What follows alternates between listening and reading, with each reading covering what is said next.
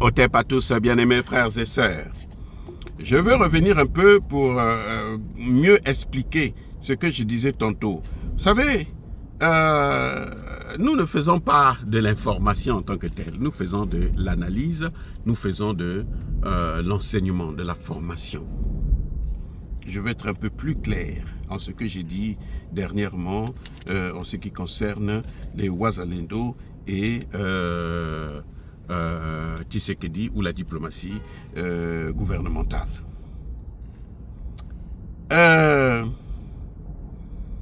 Je voudrais que les gens comprennent une chose. Je l'ai déjà dit, je vais le répéter encore pour mieux et pour que ça rentre très bien. Vous avez deux gouvernements. Tshisekedi a fixé seulement le Rwanda. Mais il n'y a pas que le Rwanda, il y a l'Ouganda, il y a le Kenya et autres. Tshisekedi a fixé le Rwanda. Donc, deux gouvernements. Quelle est la force du Rwanda? Quelle est la force de la diplomatie du Rwanda?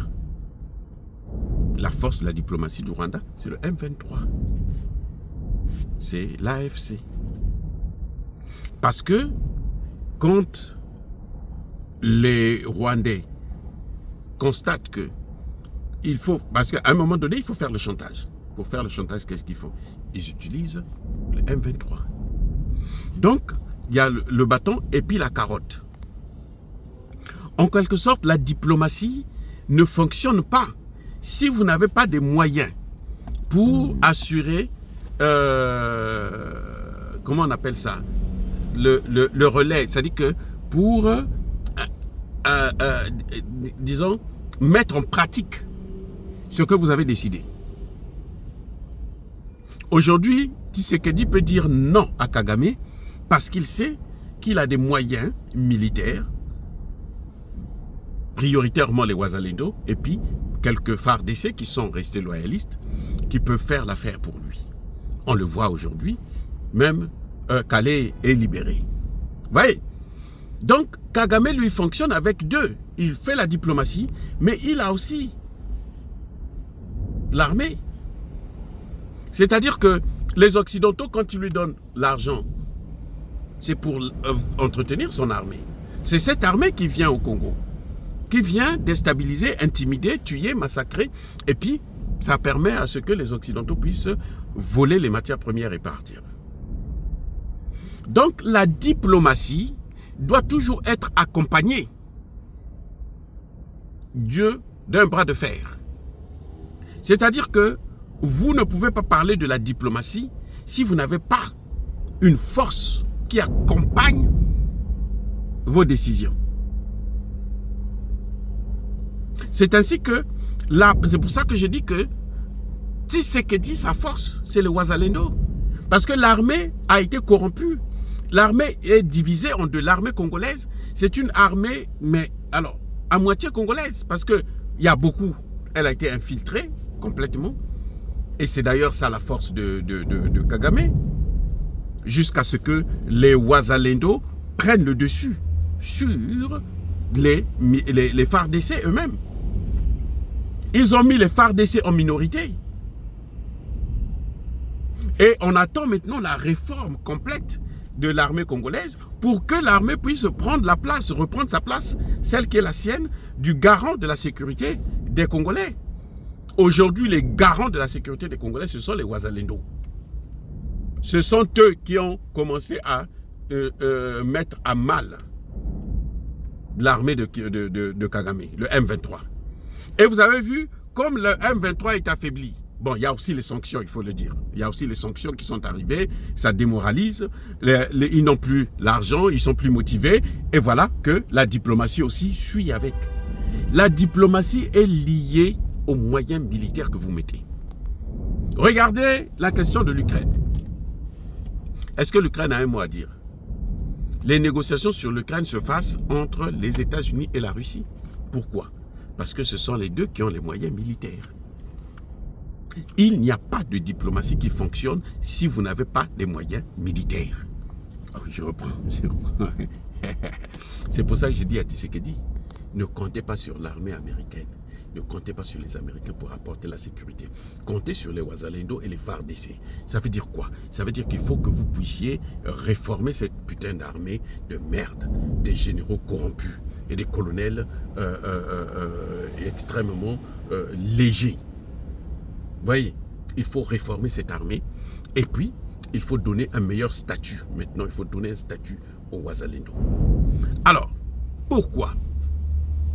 Parce que ce sont eux qui vont faire à ce que, quand Tshisekedi vient parler, les gens ont peur de lui. Dans la sous-région, la RDC peut devenir la plus grande puissance africaine. À condition que l'armée soit réformée. Parce que quand il y a un autre problème là-bas, quand on va dire, on va demander, solliciter l'aide de la RDC doit être capable d'envoyer des hommes et d'envoyer l'argent. Comme font les Américains, comme font les Russes, comme font les Chinois. Comme font les Chinois. Et les amis, la Chine n'a rien fait en RDC pour apporter la sécurité parce qu'on ne lui a pas demandé la sécurité. Les corrompus qu'il y a là dans l'administration congolaise, là, eux, ils voulaient l'argent pour s'enrichir. Vous les voyez là, les ministres et tout de Kabila, ils sont tous des milliardaires. Tous. Ils ont des carrés miniers et tout, machin, tout ça là. Donc, Kagame, lui, vous voyez, le même principe s'applique. Fight and talk. Et quand vous avez vu quand les M23 ont pris Goma, ont pris Bukavu, le monde entier en a parlé. Le monde entier. Surtout les Occidentaux, puisque ce sont eux qui sont derrière, qui les arment. Mais depuis que les Ouazalendo ne les laissent pas dormir, ils ne dorment pas. Ils sont en train de tomber là-bas, mais alors envoyés au repos éternel en masse. Qu'est-ce qui se passe? Vous voyez que eux-mêmes, les Occidentaux, le lâchent. C'est ça la diplomatie. La vraie diplomatie, c'est ce que vous êtes... C'est-à-dire que le cours de diplomatie, là, voilà comment ça se passe, les amis. Vous ne pouvez pas faire la diplomatie. Si vous êtes là, vous attendez que les autres viennent vous aider. Non, vous n'êtes pas un diplomate. Vous ne pouvez pas être influent si vous n'avez pas la force. Mais pourquoi les Américains ont des bases militaires partout dans le monde? Vous savez pourquoi? Mais c'est pour protéger le dollar. Et maintenant, le gouvernement fait la diplomatie. Il vient vous voir, bon, votre pétrole, là, vous devez vendre ça en dollars. Telle matière, vous devez valuer ça en dollars. Parce qu'ils ont une armée. Vous avez vu quand ils ont dit à l'Iran, tu dois arrêter avec ton projet. L'Iran dit non. Moi, je n'arrête pas. Mais pourquoi l'Iran dit ça? L'Iran dit, je ne négocie pas. Pourquoi? Mais parce que l'Iran a maintenant une force. On dit que la Russie leur a donné des moyens de défense très forts. Les S-400 ou quelque chose de ce genre. On en parlera dans une autre vidéo. Vous voyez? C'est ça le problème. La diplomatie doit toujours être accompagnée d'une force militaire. Et celle de Tshisekedi est accompagnée par la force des Ouazalendo, pas par les FARDC, c'est les Ouazalendo.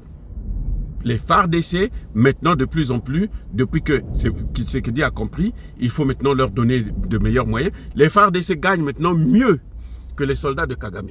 Les soldats de Kagame, les M23, sont maintenant découragés. La milice de Kagame, là, les RDF, là, ils sont découragés. Les FARDC gagnent 2 fois plus. 3 fois plus. Vous voyez, ils gagnent presque 3 fois plus.